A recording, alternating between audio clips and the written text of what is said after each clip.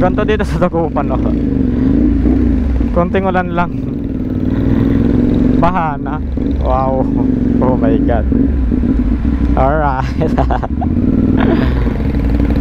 Tagal lang problema ng Dagupan to ata eh. Pag konting ulan, baha. Flood control pa.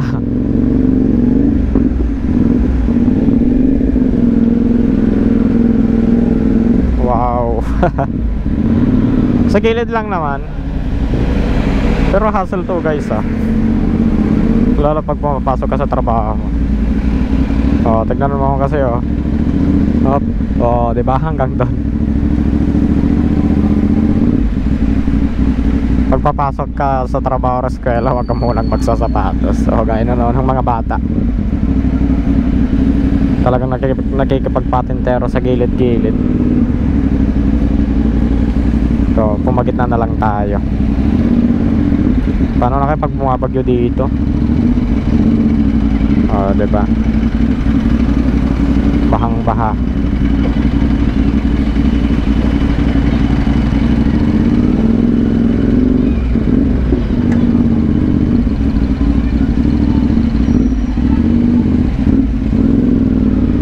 Tubig ulan kaya ito.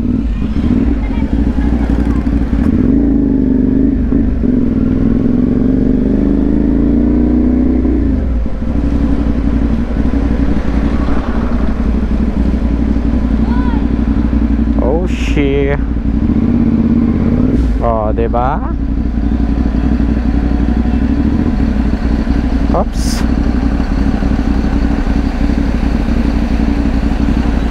Uy. Ay putangin na. Putangin na yung sapatos ko. Inaabot lang yan, yung boots ko inaabot. Grabe dito. Oops, oops. Uy, inabot na naman. Uy, malon-alon pa.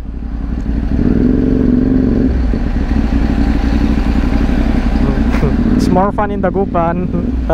Uy, oh, tignan mo to, itong bus. Oh, pak. Oh, diba? Uy, lumampas na naman doon. Grabe. Paano to Dagupan? Wala si ate oh. Sinulong na lang. Uy, yung mga bata, yung mga sapatos. Napakadelikado to guys, baka mamaya may leptospirosis, diba? Uso pa naman ngayon, tigbaha yung leptospirosis.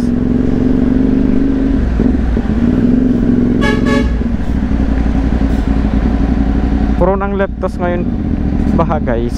So ingat-ingat sa pagsulong.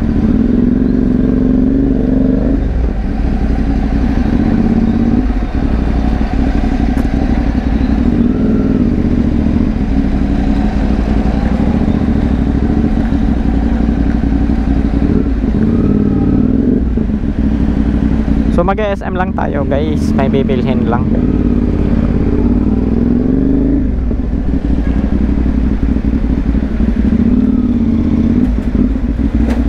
Oh, ito yung mahirap oh.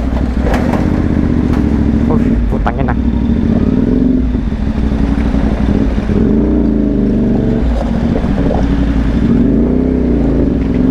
Grabe. Grabe yun. So ang tanging solution na lang dito sa Dagupan is yung patasin yung kalsada, gaya dito ang taas-taas na. Kiyabahan pa ako doon, mabato. Pero ang magsasuffer yung mga establishment sa mga mababa oh, gaya nyan DBP, babahayin yan. Tapos saan kayong parking nila dito?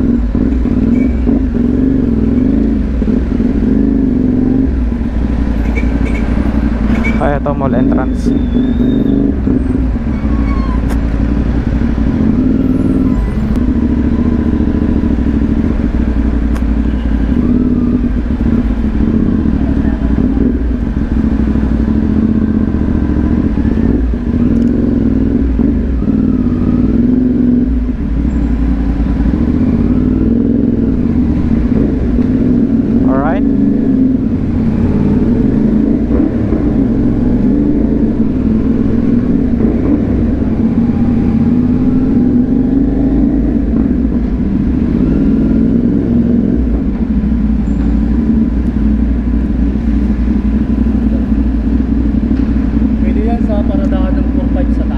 Sa taas, sir? Pwede yan sa paradahan ng mga sasakyan. Sige, sir. Sige, sige. Thank you. Sige, sir.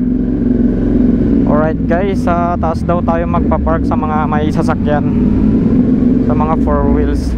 So, doon na lang tayo.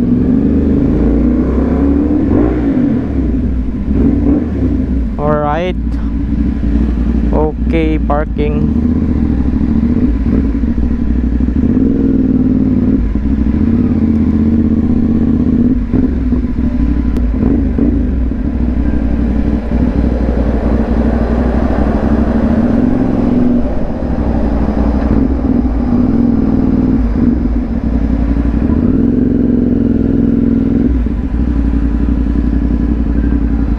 Na siguro dito.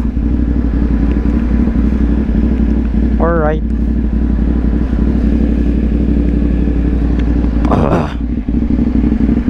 Okay na dito, guys.